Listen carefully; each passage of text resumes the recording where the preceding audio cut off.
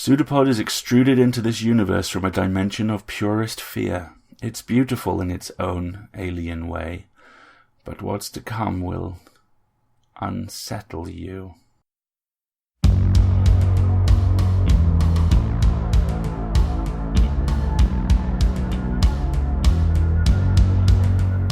Pseudopod, episode 652, June 14th, 2019.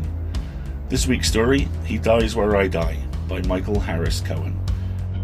Lead me to a lonely place, dressed for opening time. Show me bleeding where my love burns you breathing fire. Hello folks, welcome to Pseudopod, the weekly horror podcast. I'm Alistair, your host, and this week's story comes to us from Michael Harris Cohen. It was first published in The Dark in 2018, and if you want to find out more about Michael and his work, please click through and there'll be a link to his Pseudopod page which will fill you right in. Our reader for this story is Phil Lunt, and again, if you want to find out more about the multi-talented Mr. Lunt, click through to his Pseudopod page. In the meantime, check your helmet, check your harnesses, check your light. Don't lose sight of the guy in front of you, because he has a story for you. And once we reach depth, he swears, it's true.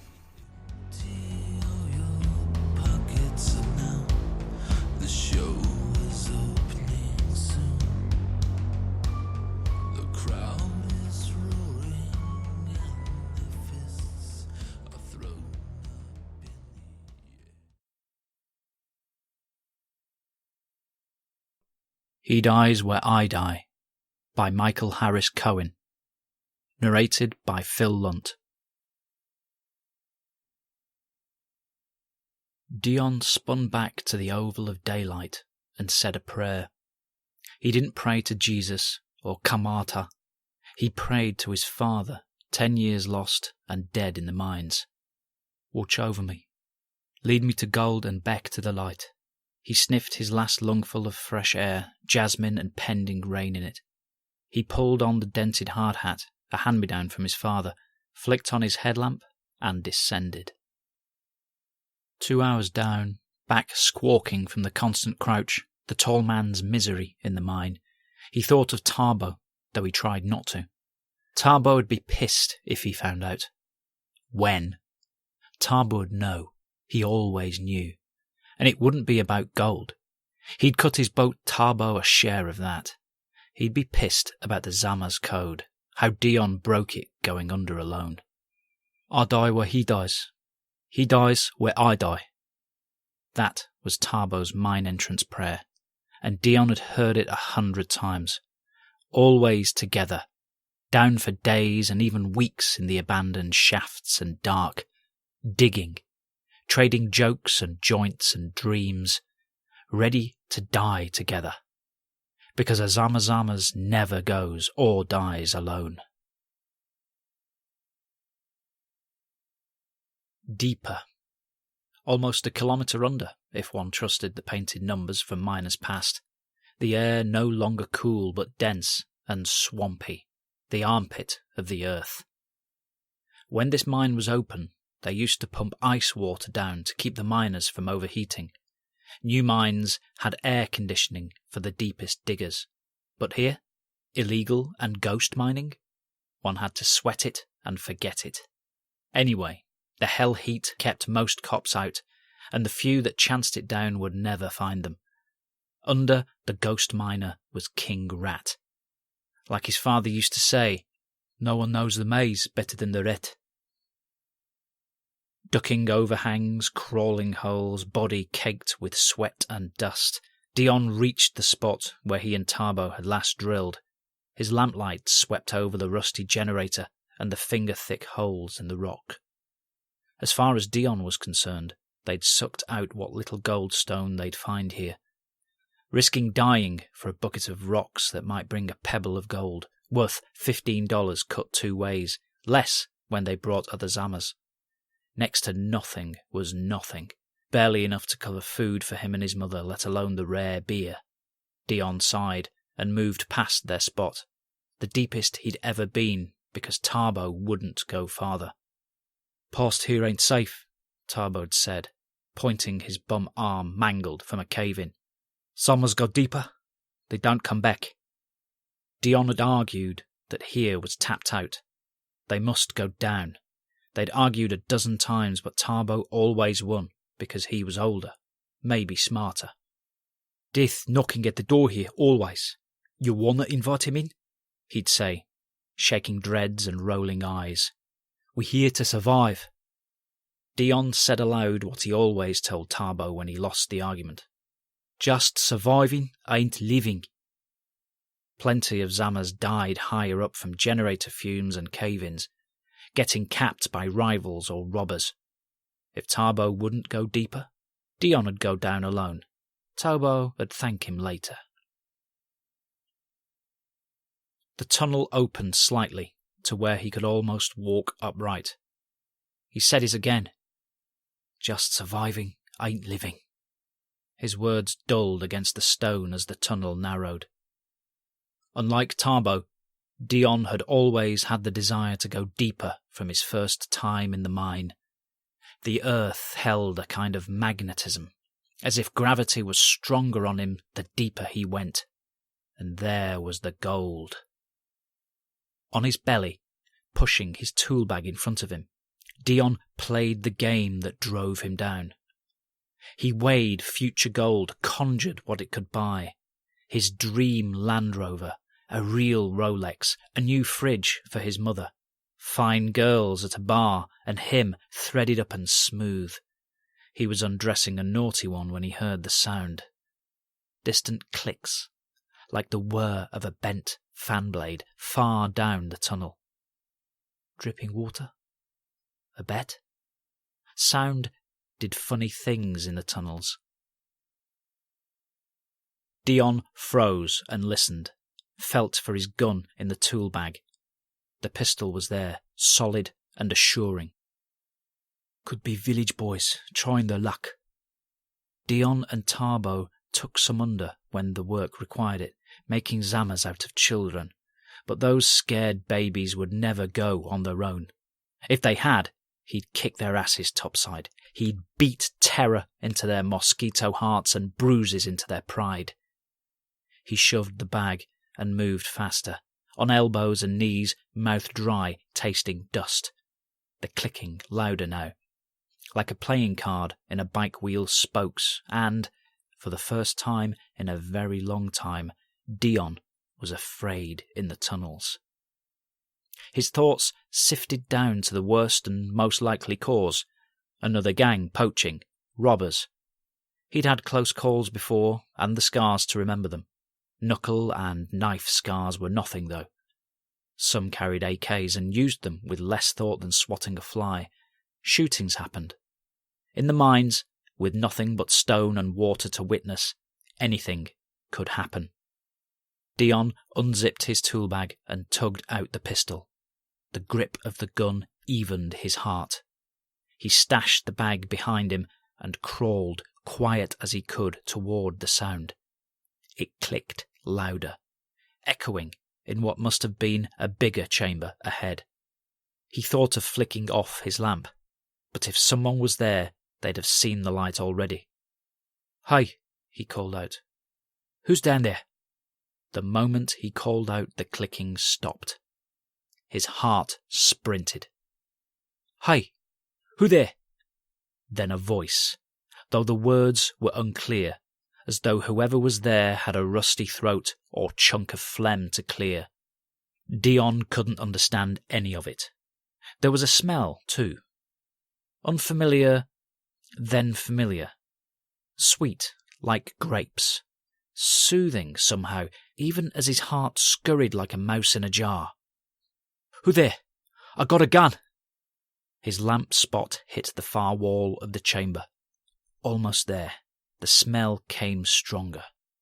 A gas leak? But there wouldn't be a smell.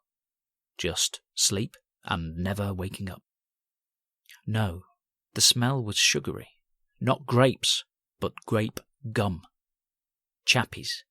His favourite flavour, the smell of childhood.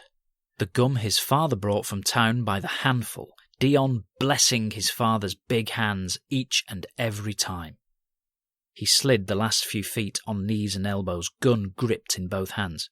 When he came into the chamber, as big as any room he'd seen down here, he whipped his head around, cutting the room with light, the pistol shadowing the beam. His light passed something shiny in the corner, like black metal, then swung back to it, and Dion saw movement. A man.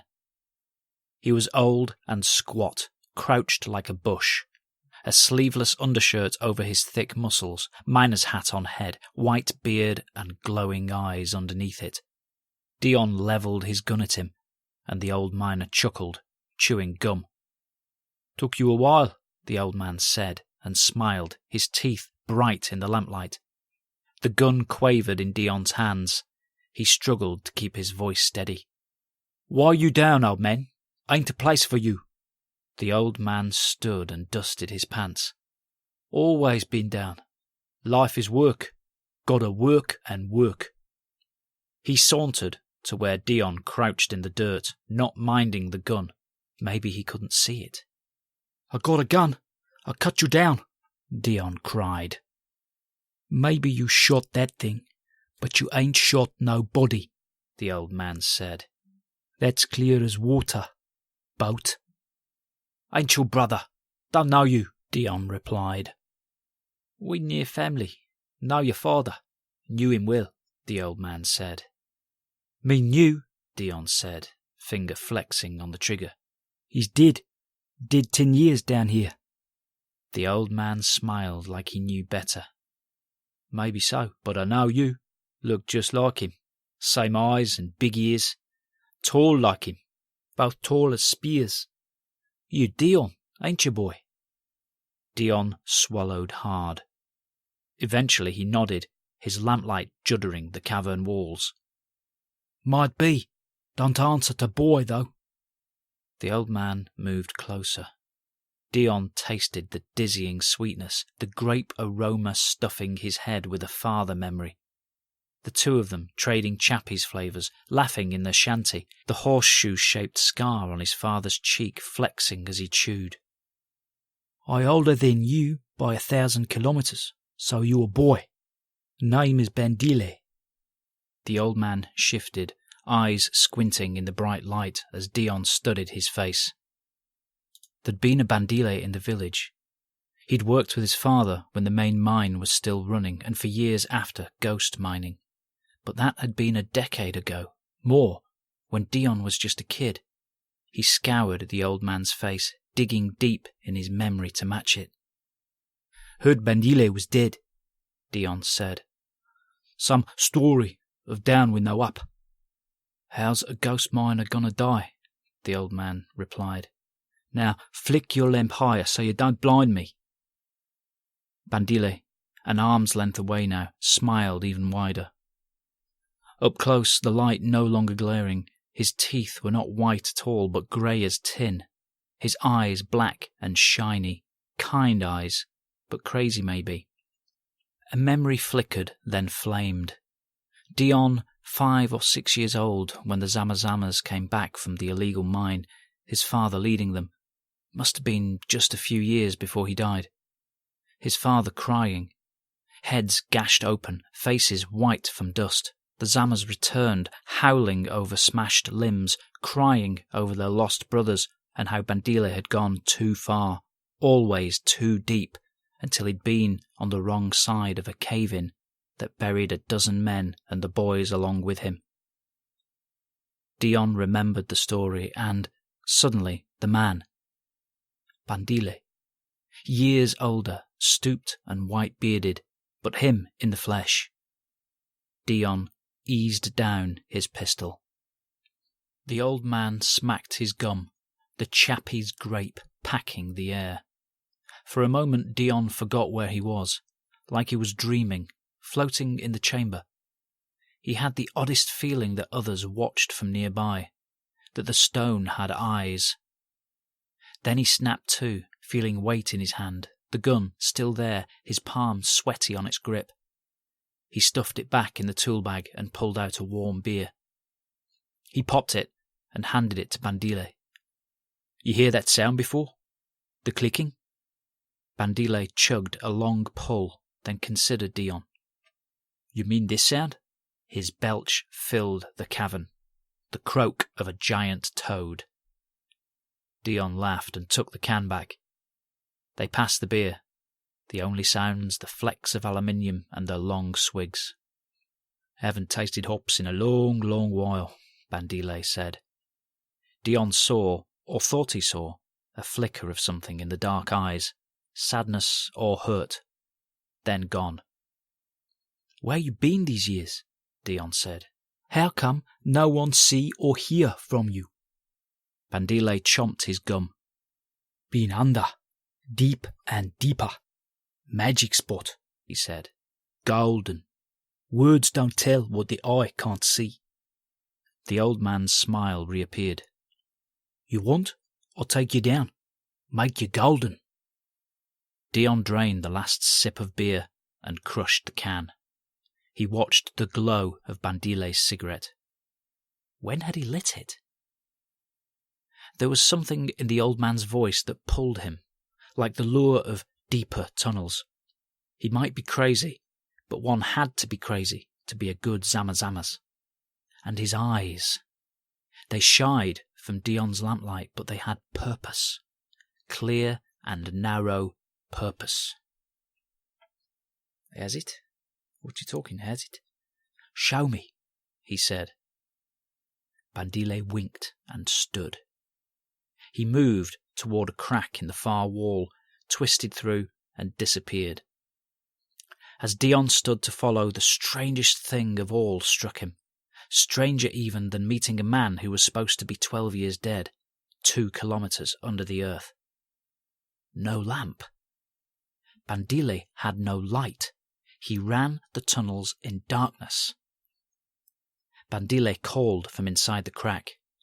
You going down or going in circles? An old Zama's taunt. A thing you said to a boy when they first came down and froze in the tightness and dead air. Only a Zama would know it, and only a Zama would respond right. When you said it, boys went down, or they went home. As Dion followed down the narrow tunnels, he patched together stories of Bandile his father had told him. How Bandile was the bravest and craziest of the Zamas. How he'd stayed down for months, longer than any ghosts. Most golden ghost miner ever. That's what his father had said. A half-dozen Bandile stories Dion half remembered. Of course, the mines gave more stories than gold. Like this one in which he seemed to be sleepwalking, creeping through tight shafts, following a ghost miner who was supposed to be ghosted, who reeked of bubblegum. Who'd believe him? Tarbo would cluck his tongue, call it a ganja fable. Dion, too, felt like he was stoned, half dreaming these tunnels and the grape tang. Where you get the chappies, old man? He called ahead. You got a stash of 'em? Bandile sang in a low voice. It's big bubble fun with Chappie's bubble gum, gives you flavour by the ton. Dion grinned. He hadn't heard the song since he was a kid. A 70s TV jingle his father used to sing. They'd saved and collected the "Did you know" facts on the wrappers. Did you know ants communicate by smell?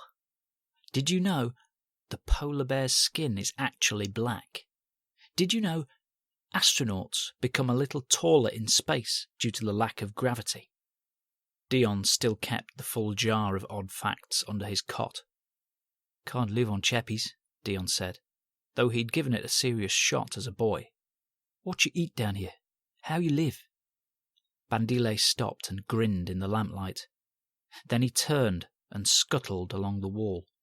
His hand wove close to the stone, then suddenly shot out like an arrow, faster than Dion could see. His fingers jerked back from the wall, pinching a squirming thing, some palm-sized gocha. Bandile held it up.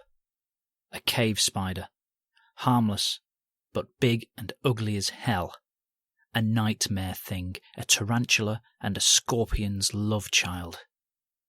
The spider's legs pedalled the air, its underbelly shone like plastic in the bright beam. Bandile brought it up to his mouth and popped it in whole. He chewed and swallowed. The cave spider's long hind legs, the last to go, spindly and sucked through his lips. Dion gagged, and Bandile smiled. Now he's part of me, and I part of him.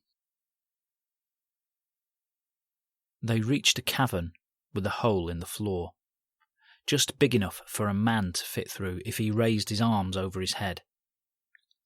Bandile pointed down, then hopped in and wriggled like a snake, smiling at Dion as he plunged into darkness. Dion counted 1.5 before he heard the old man hit bottom. How deep were they going? There's a drop, Bandile called up.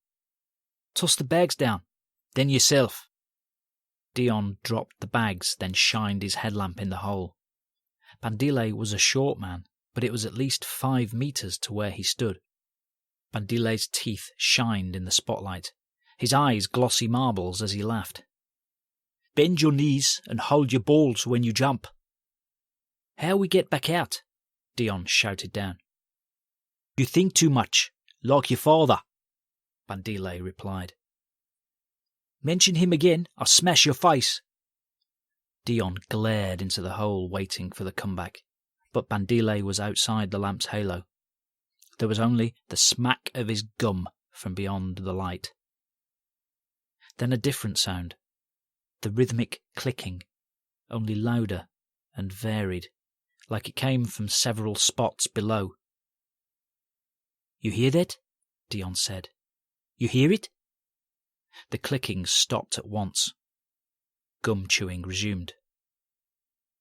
The shimmy of your rabbit heart, Bandile said. Fuck you, old man.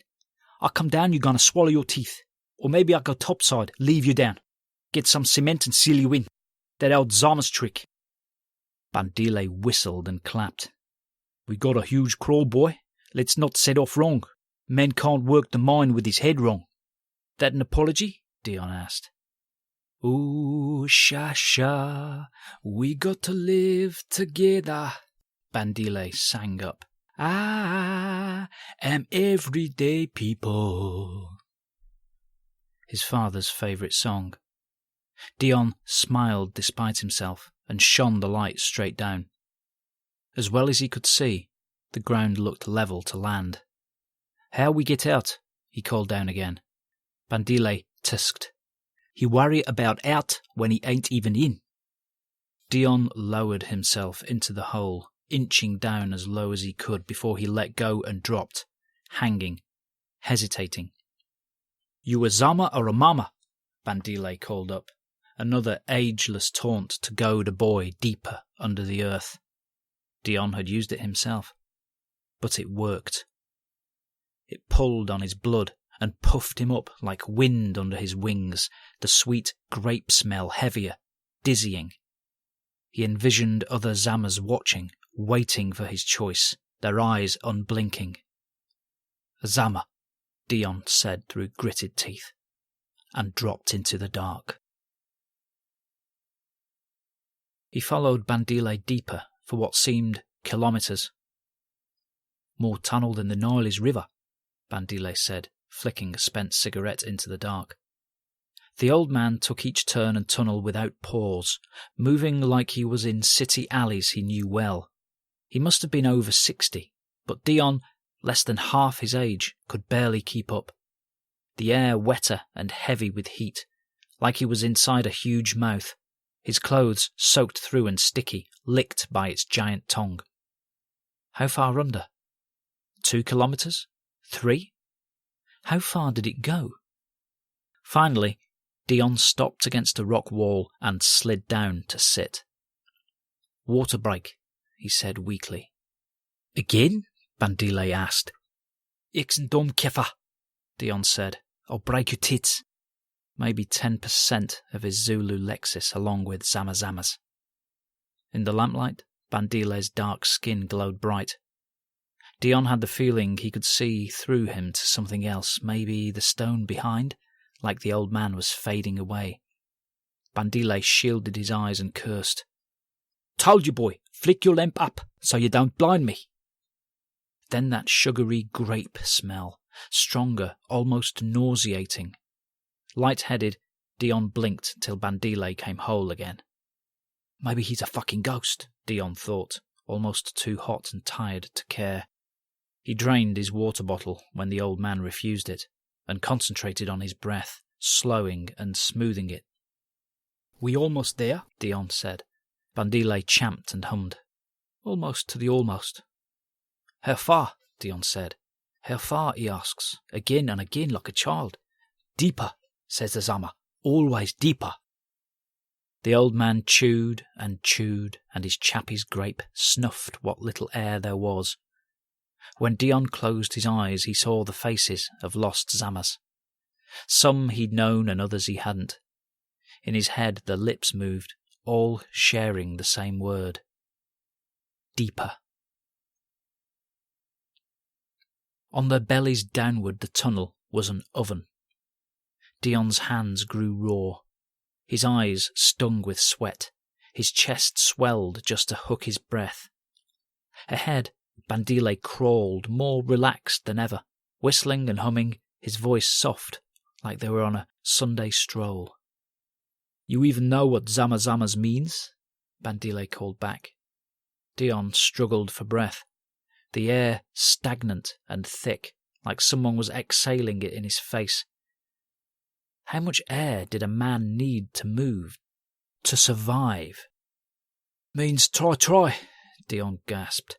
My father told me. He's wrong. Bad translation. Means taking chance. It's what we do, Bandile replied. You speak Zulu? Bandile nodded. Oza and Fanagalo too, Marn Pidgin. But don't have to know Zulu to know it. Just have to do. At last they crawled into a chamber the size of a bus. Bandile sat down and Dion stood up, finally, a gasp of relief on his lips. He stretched his long back and rolled out the kinks in his neck and shoulders, gingerly rubbing his scorched palms. His light searched the room for another exit, but found none. This must be it. At last we dig. Bandile crossed to a stone in the corner, a boulder big as an armchair.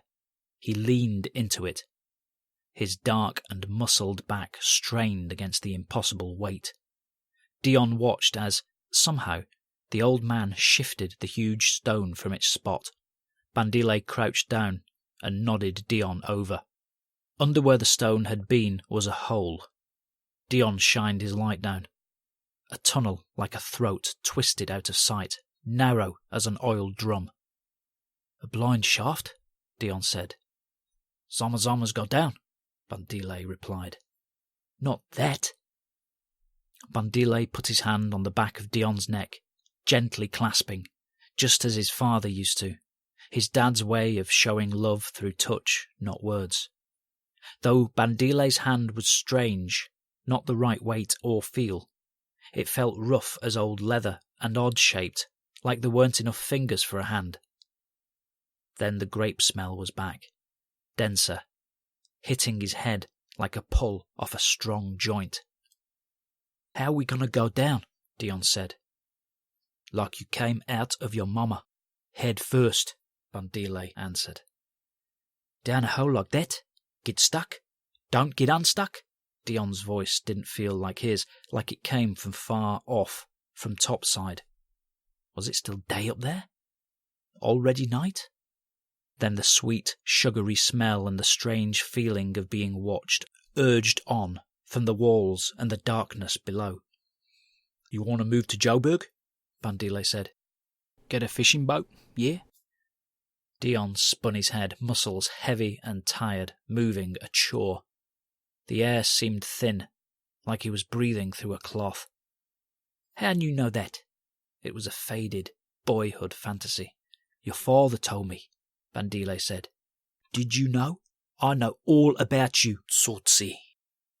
His voice changed when he said the word, grief in the tone, like Dion's father was speaking through the old man, and a hand closed on Dion's heart. That was his father's nickname for him. Tsotsi, gangster, a gentle joke, and only his father's.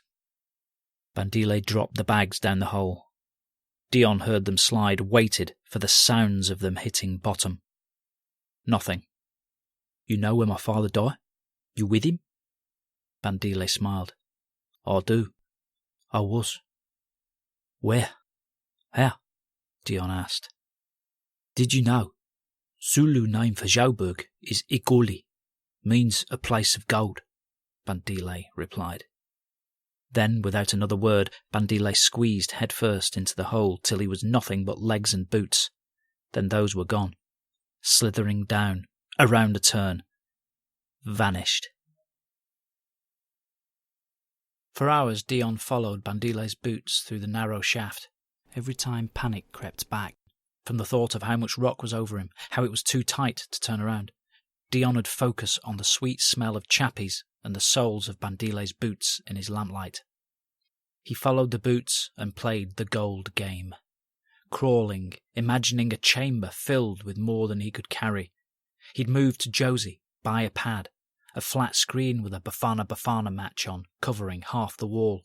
Tarbo and him would scream at the players stoned out of their gourds. This and more Dion conjured as they inched down the scalding stone. Bandile had slipped further ahead, his boots there, then gone, like he'd turned somewhere. But when Dion caught up, the side tunnels were too small for anything but a dog. No way Bandile took that. Must be farther ahead. Dion picked up his pace and shouted, Bandile, where you at? But Bandile didn't respond, and when Dion stopped moving he couldn't hear him either. Just his own breath in his ears and the drip, drip of water. Then something else. That clicking again, only multiplied. An echo, maybe, for the clicks seemed to come from all over, in front and behind, from the stone itself, as if they called to each other. Bandile, where you at, old man? Stop fucking with me. The clicking abruptly ceased. No sound but Dion's ragged breath and the leaky faucets of the stone. Dion crawled as fast as he could, scraping elbows and knees, not caring, lamp bobbing with his panicked head, animating the stone, making it close in around him. Though it wasn't a trick, the roasting tunnel was tighter, a closing fist, and now it seemed to run straight down. His mind tightened too, not even forming the whole thought, just the mean of it. How I get back? He braced his shoulders against the stone, stopping his slow slide, forcing himself to pull a deep lungful. Spit, he told himself, an old miner's trick after a cave-in, when one can't tell up from down. Spit, then dig opposite from how it falls. He hawked up some moisture, managed a pebble of saliva. It fell straight past the light of his lamp into the tapering dark. His heart revved. Upside down and sliding, head first. Dion pressed his body against the tight walls, easing himself downward, muscles straining, the heat unbearable. No longer the armpit, but the arse of the earth, he told himself, straining for each breath from the soupy air. Then the tunnel suddenly widened. He could catch his breath, but couldn't halt the slide. He braced his hands against the passage, forearms trembling, holding his weight till his raw-skinned hands weakened against the hot stone, and he slid, dragging fingers, boots, and elbows against the jagged walls, walls that didn't feel cut by tools but rougher, almost chewed. Bandile! Bandile!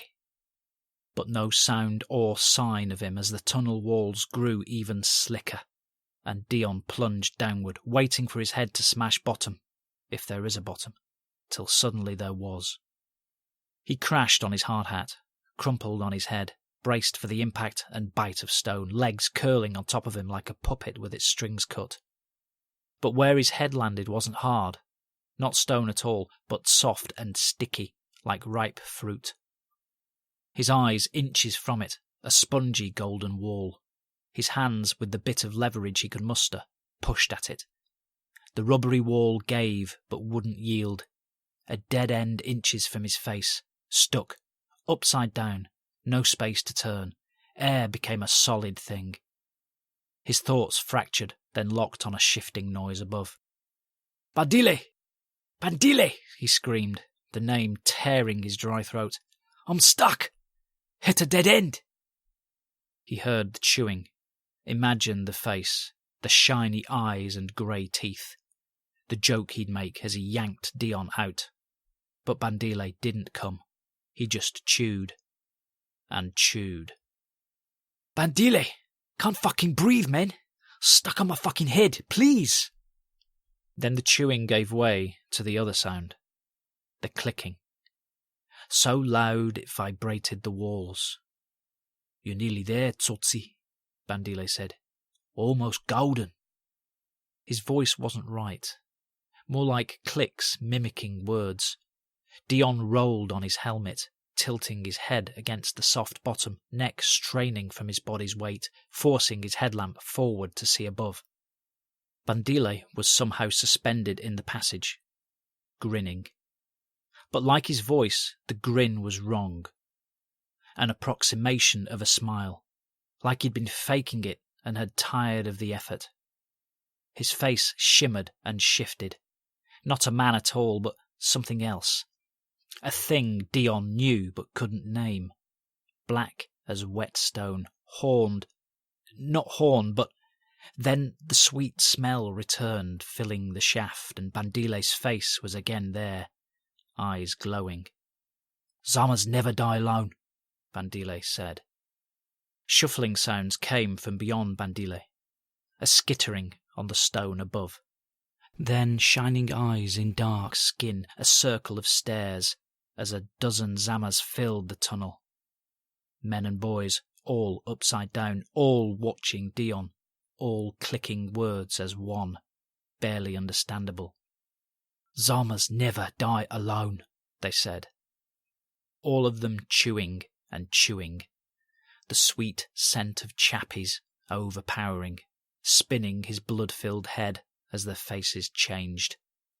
Dion blinked, tried to swallow as coffee-brown eyes gazed down, eyes he knew like his own. A squeal stuck in his throat as he recognized who they'd become. His father. A dozen copies of him above, bearded and thin-lipped, all with the same horseshoe-shaped scar on their cheeks. A scar Dion had stroked as a boy. His heart wobbled. This isn't happening. It's a nightmare. A head injury. Lack of air. A sadness flickered the brown eyes, like they recognized Dion but couldn't help, couldn't do a thing. Then the coffee eyes narrowed, burning with purpose. His many fathers began to sing, a loud chorus, but mechanical and flat, as if they knew the words, but not their meaning. It's big bubble fun with Chappie's bubble gum. Gives you flavour by the ton. Lots of colours to choose from. Everybody knows the one. Chappie's bubble gum. Chappie's bubble gum. Dion's breath came in rasps as the sweet smell vanished and dank air stuffed his nose. He blinked rapidly as the faces shifted again, like they'd been only smoke or fog masking the true things underneath, the things they were. The smooth curved heads of enormous ants gleamed in the light, big as large dogs, antennae quivering. Their grey and bulbous eyes glistened. Jagged pincers clicked and clicked, sharp like black tusks, the echo like knives in Dion's skull. His heart rocketed and he screamed and screamed, tearing his throat, until he blacked out. When he came to, his lamplight had faded to a sickly glow. The ant creatures still above, clicking, watching, waiting outside the halo of his lamp. What are they waiting for? He cursed them. He screamed and cried like a child. If he was standing upright, at least he could fight. If he still had his gun, he could... Then the floor under his head moved. His cheek, forced into the sticky surface, felt it. Pulsating, undulating. The muted sound of 1,000 clicks beneath tickled his ear, somehow responding to the clicks above as a tiny spot tore in the shell inches from his wide eyeballs. He watched, paralysed, as the spot became a gash, and tens of thousands of golden insects scurried from the membrane, stepping clear of the weak oval of his light, their pincers miniatures of the larger creatures, clicking in unison, inches from his face, waiting, moving as one. Did you know? A queen ant can lay 2 million eggs a month. Another thought screamed in his head. They're like fire ants, but golden. Then the scream reached his lips. When his lamp died and darkness closed its doors, the tiny ants rushed over him like rising water. Tens of thousands of legs swarmed his head, up his shirt and pants, tickling inside his boots, stinging with nips like fire, biting, searching his body, pinching, not eating. Then Dion understood.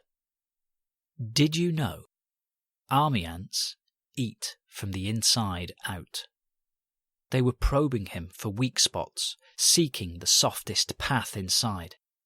Dion clamped his hands over his nose and mouth, his agonized screams muffled, fighting the need to breathe as the ants roofed his hands and wormed under, thousands of legs prickling his lips and squeezed shut eyes. Nibbling, waiting, knowing he'd have to breathe eventually. He heard the scurry of the larger ants descend, felt their barbed legs upon him, antennae probing. His mind contracted as sharp pincers sliced his stomach and legs, the cuts almost painless, until the pincers spread the wounds wide, making doorways for the tiny ants to pour inside. Dion's mouth opened to scream, and the golden insects flooded in, choking him, gushing down his throat, a fiery hell burning from the inside as they feasted.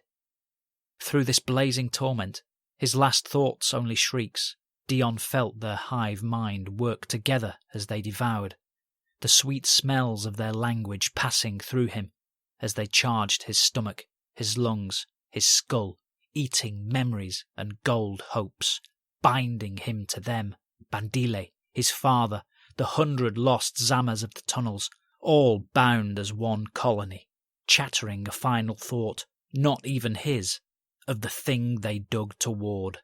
So subterranean and massive, the last sliver of Dion's human mind could not contain it. Did you know? We dig deeper, always deeper, to...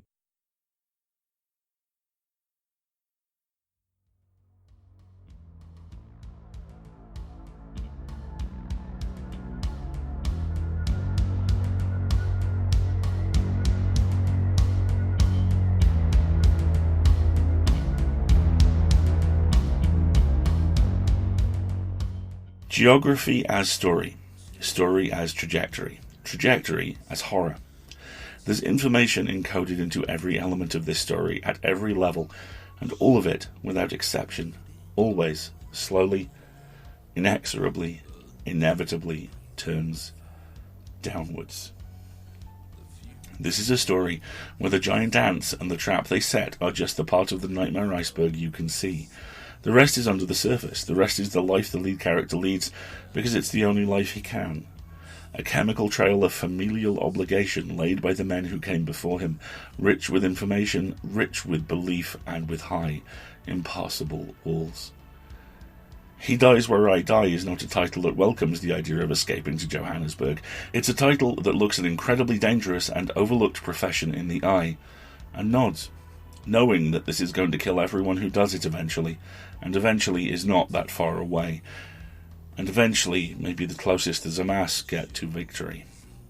Even if you accept all that, as the characters clearly do, the above-the-surface horror is just as terrifying. I have a little claustrophobia, and weirdly it always comes out when I climb. There is something about the surface being right there all the time that feels like being trapped, even though there's usually nothing behind you but air and eventually another climbing wall. The panic never gets close to the surface at times like that, but when we get to the golden egg sac here, and the tiny gap between it and the rest of the network, yeah, that gets me good and hard. And even then, there's more here. There's the horror of familial obligation, these men who've all died together doing the same thing, and who know nothing else. The lie of community here is an enticing one that horror often expresses in terms like, stay a while, stay forever, because community isn't what I see in those final paragraphs. I see ideas that used to be men, trapped by the very job that killed them and so furious that they aren't allowed to rest, that they want others to suffer just as much. Intensely complicated, chilling work, expertly done. Thank you both. So, let's talk about cash. I am sitting backwards on a chair as we speak. We rely on you for basically everything. And there are a couple of things we're trying to do at the moment, specifically through our Patreon page, that we could really do with an assist on. We're trying to raise our pay rate to 8 cents a word as opposed to the usual 6 cents a word. And we're also trying to pay our associate editors. You may know them better as slush readers. Slush readers are the unsung heroes of this industry. We want them to be the sung heroes of this industry. They are the first line of contact between every author and every publication. They are the first people to spot your story, gleaming and new, in the pile and champion it up the line. They are vital and essential and ignored, and that can't stand. There are several organisations who have started paying slush readers, and I desperately want Escape Artists to be one of the next ones. The full details of what that would entail are over at our Patreon page, where, for as little as $5 a month, you can not only help us get towards that, but also gain unlimited access to our bonus audio content bucket, which gets more stuff added to it every couple of weeks to months. In addition, if you want to help out through PayPal, you can do that by going to pseudopod.org and clicking on Feed the Pod. Again, $5 subscription gets you the fun stuff. Again, you can donate as much or as little as you want. You can also help us out by helping boost the signal a little bit, and that can be any number of things. Reviews on iTunes and Google are the oxygen of every podcast. The more of those we get, the more discoverable we are, the more people find us, the more people go, these folks look awesome, we should help them out, and round it goes. So if you have a minute, and you like this episode, or you like the show, or any of our shows, then please leave a review. Likewise, if you have a blog or a podcast of your own and you fancy having a guest on, get in touch. We love doing that kind of thing. Tweet about an episode you liked, Facebook about it, whatever works for you. Please believe me, it does all help. And like I say, without you, we couldn't do this. So whether you're donating financially or donating time and signal, thank you. We'll be back next week with Spurs, written by Todd Robbins, produced by Marty Perrette, and read by John Bell. Then, as now, we will be a production of Escape Artists Incorporated and released under a Creative Commons Attribution, Non-Commercial, No Derivatives license. And I leave you with this quote from Catherine Susanna Pritchard. The mining industry might make wealth and power for a few men and women, but the many would always be smashed and battered beneath its giant treads. We'll see you next week, folks.